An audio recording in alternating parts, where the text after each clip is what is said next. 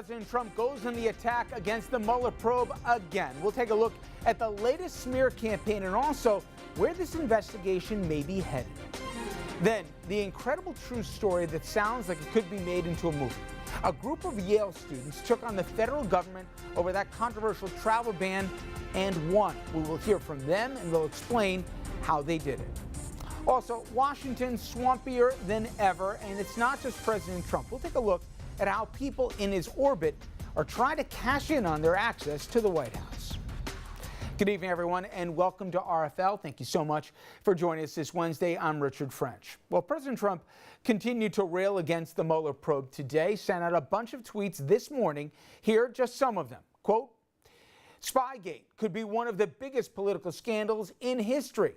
Look how things have turned around in the criminal deep state. They go after phony collusion with Russia, a made-up scam, and end up getting caught in a major spy scandal, the likes of which this country may never have seen before. What goes around comes around." Now, what I assume Trump is talking about is that report that the FBI may have used a confidential source in its investigation into Russian interference in 2016's election. Calling this Spygate is a stretch, and that is putting it politely. But Trump was only getting started. Here he is on the White House lawn today. It looks like a very serious event, but we'll find out. When they look at the documents, I think people are going to see a lot of bad things happen. I hope it's not so, because if it is, there's never been anything like it in the history of our country. Well, we'll try and separate some rhetoric from reality in a minute, but where we are right now, a little more than a year into the Mueller probe, and what I want to do tonight was not get bogged down in the daily fire hose of scandals or latest news and take a breath and see where we are in this investigation and where we may be headed. So one of the big questions, when will it end? If you believe Rudy Giuliani, and do that at your peril, he says Mueller's team told him it should be wrapped up by September 1st, but the Justice Department has yet to confirm that in any stretch. That also begs the question, will Election Day be a factor in when the probe is finished, let alone released here? If it wraps up before November 5th, the results certainly could impact things. So will they wait till after or try to wrap it up maybe at the end of this summer? Also, who could do the most damage to President Trump? And the list is long. 4 men on your screen, they could cause some serious problems, all of them cooperating with prosecutors. That would be Michael Flynn, former Manafort partner and Trump advisor Rick Gates, Michael Cohen's business partner, and also Paul Manafort's former son-in-law. And there is a lot of speculation that either Manafort himself or Cohen could also wind up cooperating sooner rather than later. And I wouldn't hold my breath waiting for Jared Kushner to cooperate. However, we did just learn that he did meet with Mueller's team just last month. That his second time facing Mueller and friends. Now, the next question would be, what could Trump do next if the walls start closing in? Could he actually follow through on these threats and maybe fire Deputy Attorney General Rod Rosenstein? How about Mueller himself? And if he did fire Mueller, what dominoes could possibly follow after that? Well, here to discuss this and more, it's a person who's helped us navigate this from the beginning, former federal prosecutor Roland Riopel. As always, Roland, more questions than time, so let's just jump into it and get to the timeline aspect. The consideration of the midterms and, as at least I understand, Mueller being loath to impact elections with his results. Would you believe that that would make it more probable that September might actually be a viable timeline for him to wrap up this or a portion thereof, or do you think it's more likely he waits till after the November elections before Congress and ostensibly the American public sees what he's found? Well, Richard, I think there are really at least two significant pieces of the investigation. One, I think Mr. Mueller may be able to wrap up sooner. The other is so complex it's going to take a long time yet. And the one that I think could be wrapped up sooner, perhaps, is the obstruction investigation.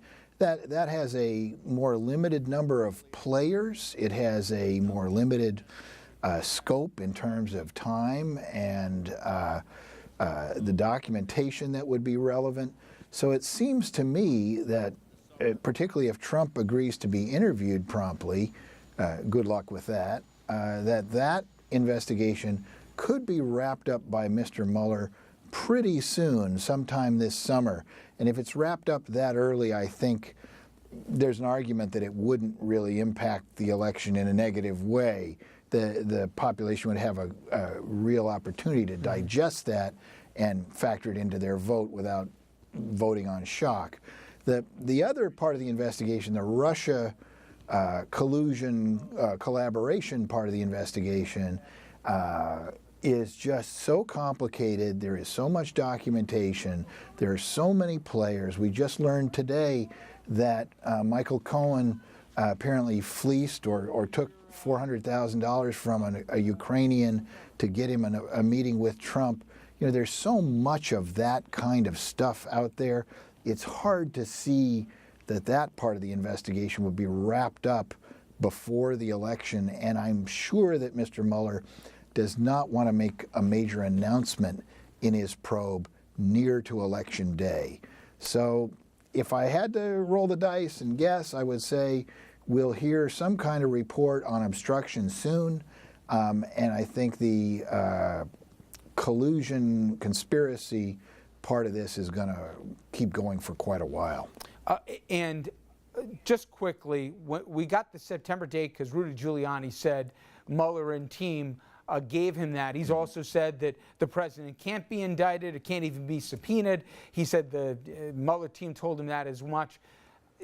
Should we trust anything Rudy says here? Do you really see that Mueller and team would make any of those kind of promises to, you know, it doesn't make sense, right?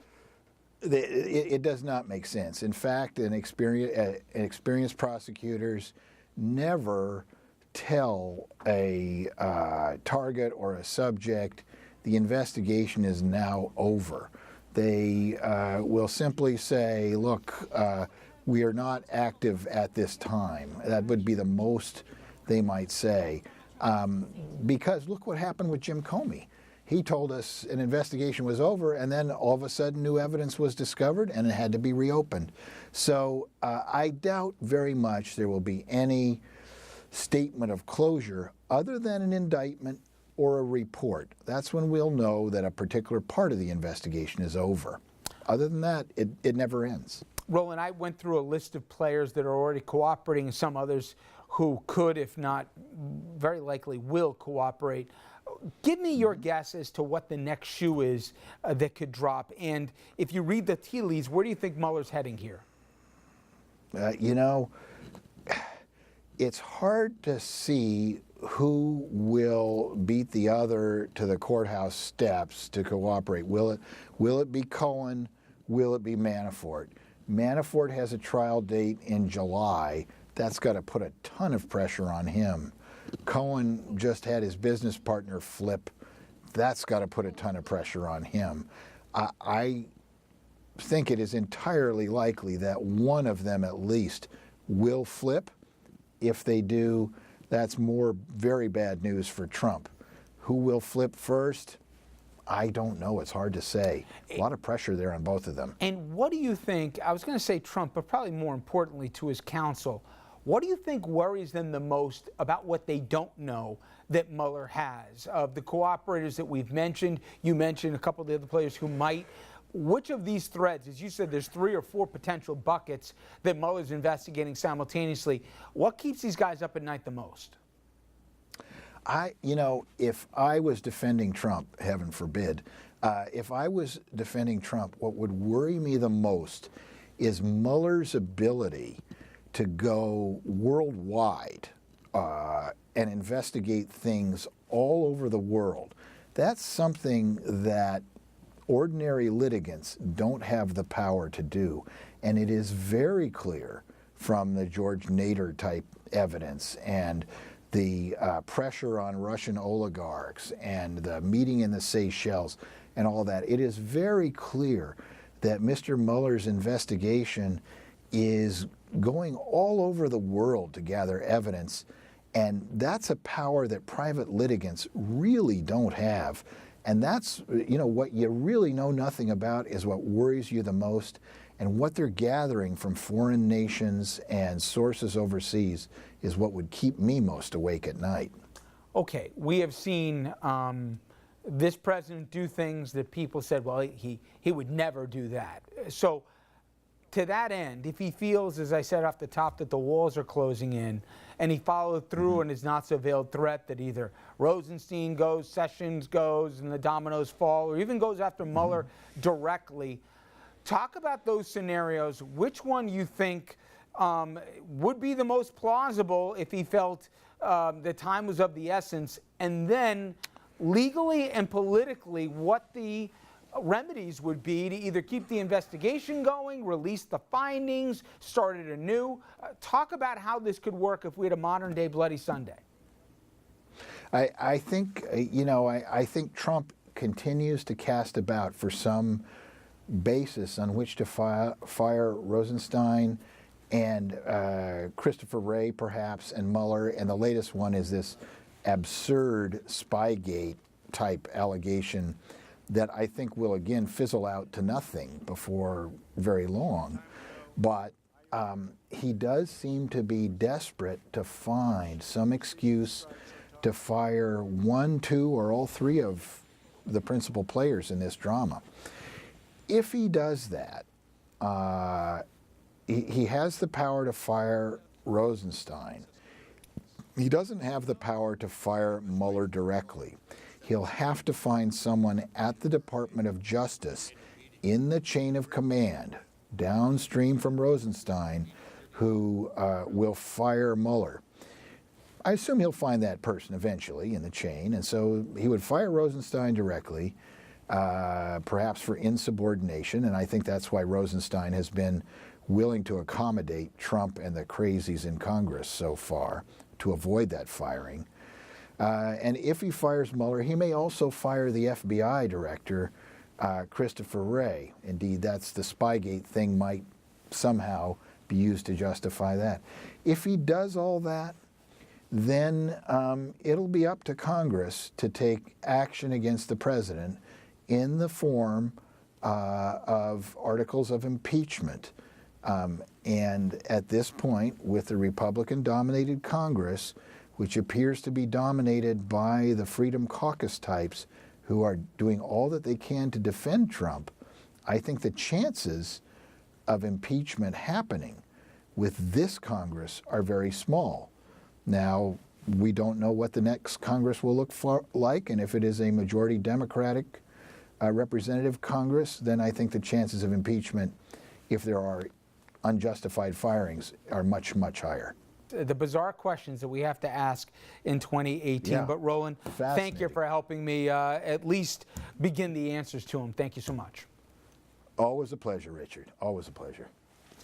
All right, folks.